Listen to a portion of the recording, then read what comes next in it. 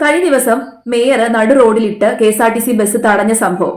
അവിടെ ആ bus driver തെറ്റ് ചെയ്തിട്ടില്ല എന്ന് കണ്ടിട്ട് പോലും ബസ് ഡ്രൈവർക്കെതിരെ കേസ് എടുത്ത പോലീസുകാര് എന്തുകൊണ്ടാണ് മേയർക്കെതിരെ കേസ് എടുക്കാഞ്ഞത്?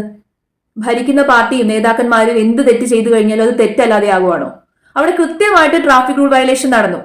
സീബ്ര ക്രോസിംഗിന്റെ കുറുകെയായിട്ട് കൊണ്ട് വണ്ടി ഇട്ടു, ഗതാഗത കുരുക്കുണ്ടാക്കി, ഒരു പബ്ലിക് ട്രാൻസ്പോർട്ടിന്റെ ഡ്യൂട്ടി തടസ്സപ്പെടുത്തി. എന്നിട്ട് ആ പബ്ലിക് ട്രാൻസ്പോർട്ടിൽ ഉണ്ടായിരുന്ന ആൾക്കാരെ വെളിയിലേക്ക് ഇറക്കി വിടുകയാണ്. നമ്മൾ അടയ്ക്കുന്ന നികുതി പണം കൊണ്ട് ശമ്പളം വാങ്ങിക്കുന്നവര് നമ്മൾക്ക് വേണ്ടിയാണ് ഈ നേതാക്കളൊക്കെ പോയി ഭരിക്കുന്നത് എന്ന് പറയുമെങ്കിലും ആ നേതാക്കന്മാര് പൊതുജനത്തെ പൊതുവഴിയിൽ ഇറക്കി നിർത്തുകയാണ്.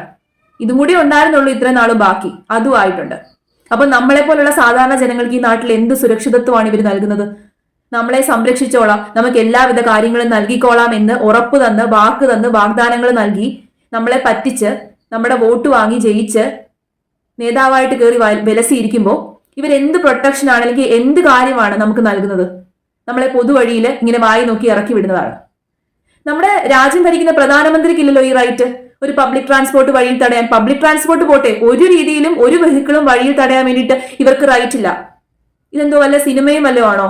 ഇവരുടെ വലിയ ത്രില്ലിംഗ് ആയിട്ട് വന്ന് കുറുകെ കൊണ്ടുവെക്കുക, എന്നിട്ട് ഇറങ്ങുക. ഭാഗ്യത്തിന് ആ ഡ്രൈവർ ആ ബസ്സിൽ നിന്ന് താഴെ ഇറങ്ങി വന്നില്ല, ഇല്ലായിരുന്നെങ്കിൽ നടു റോഡിലിട്ട് കയറി പിടിച്ചു എന്നുള്ള കാര്യം കൂടി വേണമെങ്കിൽ ഇവർ പറഞ്ഞേനെ. എല്ലാ വാദങ്ങളും പൊളിയുന്നു എന്നായപ്പോ ഇപ്പം വുമൺ കാർഡ് ഇറക്കുവാണ്. നമ്മുടെ ബിഗ് ബോസിലൊക്കെ പറയുന്നത് പോലെ വുമൺ കാർഡ് ഇറക്കിയേക്കാണ്.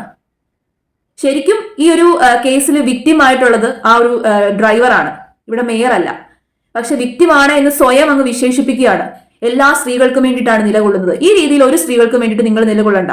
സ്ത്രീകളെ തന്നെ മൊത്ത രീതിയിൽ അപമാനിച്ച് നല്ല സ്ത്രീകൾ ആരും ഈ രീതിയിൽ ഒരിക്കലും പറയാൻ പോകുന്നില്ല. തെറ്റായിട്ടുള്ള കാര്യം ഒരു പാവപ്പെട്ടവനെതിരായിട്ട് എന്ത് നേട്ടമാണ് നിങ്ങൾക്ക് ഇതിലൂടെ കിട്ടുന്നത്? ഒരു പാവപ്പെട്ടവന്റെ കഞ്ഞികൂടി മുട്ടിച്ചതിലുണ്ട്.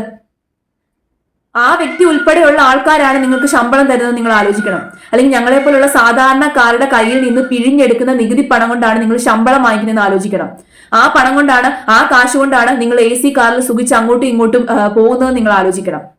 എന്നിട്ട് വേണം ഇങ്ങനെ നടു റോഡിൽ ഞങ്ങൾ പബ്ലിക്കിനെ ഇറക്കി നിർത്താൻ വേണ്ടിയിട്ട്.